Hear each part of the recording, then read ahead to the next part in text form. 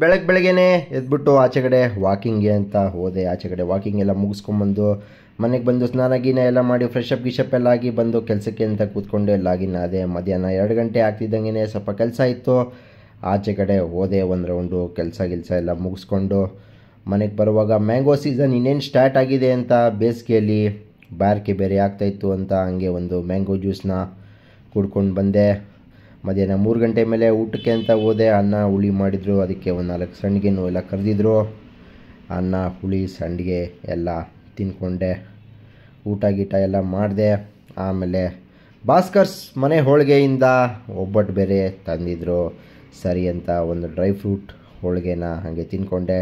ಸಾಯಂಕಾಲ 5:15 ಆಗ್ತಿದ್ದಂಗೆ ಬೆಳಗ್ಗೆ ಗಿಡಕ್ಕೆ ನೀರು ಹಾಕಿಲ್ಲ ಅಂತ ಗಿಡಗಳಿಗೆಲ್ಲ ನೀರು ಹಾಕ್ಬಿಟ್ಟು ತಿರ್ಗಾ ಸಾಯಂಕಾಲ ಮತ್ತೆ ವಾಕಿಂಗ್ಗೆ ಅಂತ ಹೋದೆ. ವಾಕಿಂಗೆಲ್ಲ ಮಾಡಿ ಮುಗಿಸ್ಕೊಂಡು ಮನೆಗೆ ಬಂದೆ. ಬಟ್ಟೆಗಳೆಲ್ಲ ಒಣಗಾಕಬೇಕಾಗಿತ್ತು ಅಂತ ಬಟ್ಟೆಗಳೆಲ್ಲ ಒಂದು ರಾಶಿ ಬಟ್ಟೆ ಇತ್ತು, ಎಲ್ಲ ಒಣಗಾಕಕ್ಕೆ ಅಂತ ನಿಂತೆ.